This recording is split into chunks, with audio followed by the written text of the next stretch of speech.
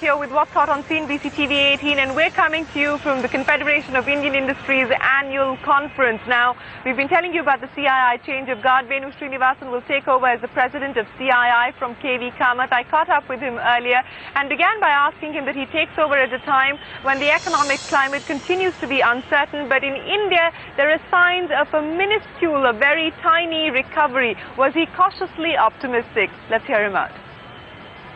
I think so. I think India is still the second fastest growing economy. Our growth may have slowed down in the second half to 5.3%, and next year may be just above 5%, but still will be faster than any other economy other than China. But what are the signals that you're picking up? Because if you look at the global situation now, the noises coming out from the US also seem to be suggesting a slight bit of improvement in terms of domestic demand, in terms of consumer sentiment. What is the signals that you're picking up in India? In India, I think lending is coming back, cautiously but surely. In cars, for sure. Trucks and two-wheelers, we are not seeing lending come back. And we are seeing that consumer product demand continues to be there. But you think the numbers that we've seen moving up month over month, of course not year over year, but the growth that we saw in January and February is likely to be sustainable, especially as far as the auto industry is concerned? February was not a good month to compare. Last year, the excise duties were dropped on cars, and there was no billing in the last week of February. So last year's February was actually lower than it should have been. So this year's February is not a good indicator. But April to September will be low, because last year's April to September was very, very good. But the second half of the fiscal 2010, I think, would be better. How much impact are you actually seeing of fiscal stimulus 1 and stimulus 2 on the ground? Have the benefits begun to kick in as far as creating demand, spurring investor sentiment is concerned?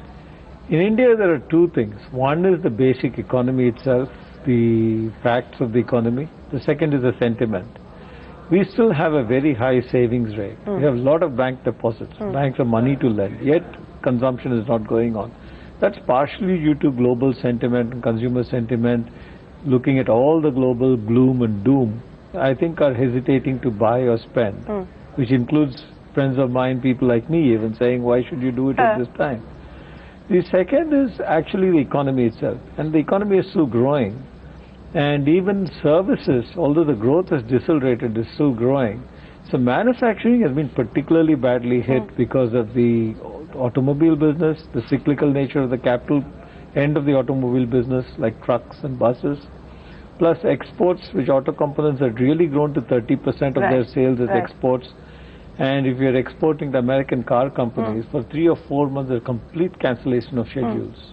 Well, since we are talking about, what the outlook is going to be a couple of months down the line, the elections will be over. You'll probably have a new government in place at least by the first week of June. We've seen the Congress manifesto, old wine in a new bottle. We're expecting the other parties to come out with their manifestos as well. What are your expectations really on the economic front? Because it is going to be a motley crew bundled together at this point. That's what the numbers seem to be suggesting. So are you hopeful of any kind of big thrust on economic reforms on the economic agenda? First, to say that I think we will have a coalition. But since reform, no government has significantly changed tack.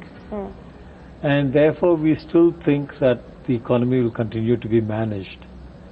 And whether it was the NDA or the UPA, I think we have seen certain continuity in reform processes. The concern for us would really be the structural reform needed to reduce the revenue deficit of the government, so that whatever deficits we are running today goes into capital. So at least the factor productivity of capital will give a kick in later in the period. Well, the agenda for CII all of last year was really inclusive growth and how you can actually get corporate India to participate with that philosophy. What is it going to be this year? Because, globally, if you look at it, there's talk about CEO compensation once again, there's talk about bonuses once again. In India, perhaps the issue of reservation within the private sector could be raised once again. What is going to be the agenda for the Confederation of Indian Industry? We have a 3-point agenda. First is the economy. I think we need to infuse enthusiasm and confidence in our members and public in general that we see the future as not gloomy. and that there is actually silver linings all over the place. And you're beginning to see the silver lining already? We are seeing some, but Okay. the growth will still be slow. We don't expect much beyond 5% even next year. The second is infrastructure. I think our biggest bane in India is that we are not able to get implementation of infrastructure done, whether it be power plants, whether it be roads, which have slowed down dramatically, ports and airports. Even with the slow growth of the economy, the airports are congested. Traffic is hanging around Bombay and Delhi for more than half an hour at a time. Taxiing is another half an hour. So it's actually another journey once you reach the destination. Yeah.